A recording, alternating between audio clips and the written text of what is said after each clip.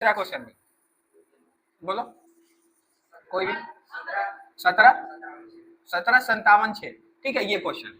अगर इस क्वेश्चन का हम क्यूब रूट निकाले तो फिर से सेम प्रोसेस हम लोग लगाएंगे।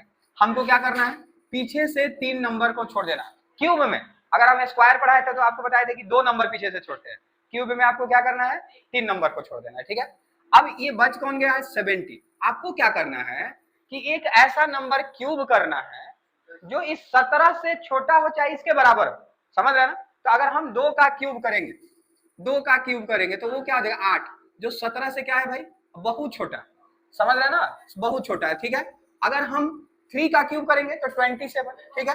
तो अब 27 जो है वो तो 17 से बड़ा है ना, समझ रहे हैं। तो आप 3 वाला क्यूब अप्लाई करेंगे? नहीं करेंगे। आप कौन सा अप्लाई करेंगे?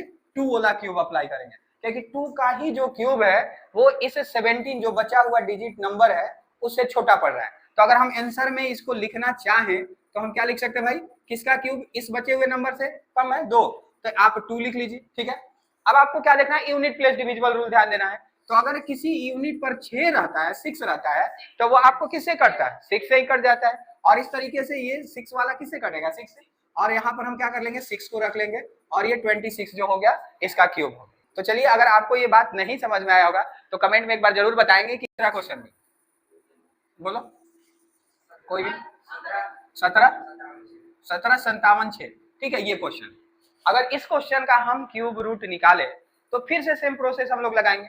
हमको क्या करना है, पीछे से 3 नंबर को छोड़ देना है। क्यूब में अगर हम स्क्वायर पढ़ाए थे तो आपको बताया था कि 2 नंबर पीछे से छोड़ते हैं, क्यूब में आपको क्या करना है 3 नंबर को छोड़ देना है। ठीक है, अब ये बच कौन गया है 70। आपको क्या करना है कि एक ऐसा नंबर क्यूब करना है जो इस 17 से छोटा हो चाहे इसके बराबर हो, समझ रहे ना। तो अगर हम 2 का क्यूब करेंगे, 2 का क्यूब करेंगे तो वो क्या हो जाएगा 8, जो 17 से क्या है भाई बहुत छोटा, समझ रहे ना, बहुत छोटा है। ठीक है, अगर हम 3 का क्यूब करेंगे तो 27, ठीक है।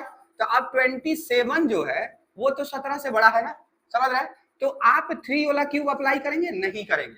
आप कौन सा अप्लाई करेंगे 2 वाला क्यूब अप्लाई करेंगे, क्योंकि 2 का ही जो क्यूब है वो इस 17 जो बचा हुआ डिजिट नंबर है उससे छोटा पड़ रहा है। तो अगर हम आंसर में इसको लिखना चाहें तो हम क्या लिख सकते हैं भाई, किसका क्यूब इस बचे हुए नंबर से कम है 2, तो आप 2 लिख लीजिए। ठीक है, अब आपको क्या लिखना है, यूनिट प्लेस डिविजिबल रूल ध्यान देना है। तो अगर किसी यूनिट पर 6 रहता है 6 रहता है तो वो आपको किससे कटता है 6 से ही कट जाता है, और इस तरीके से ये 6 वाला किससे कटेगा 6 से, और यहाँ पर हम क्या कर लेंगे 6 को रख लेंगे और ये 26 जो हो गया इसका क्यूब हो गया।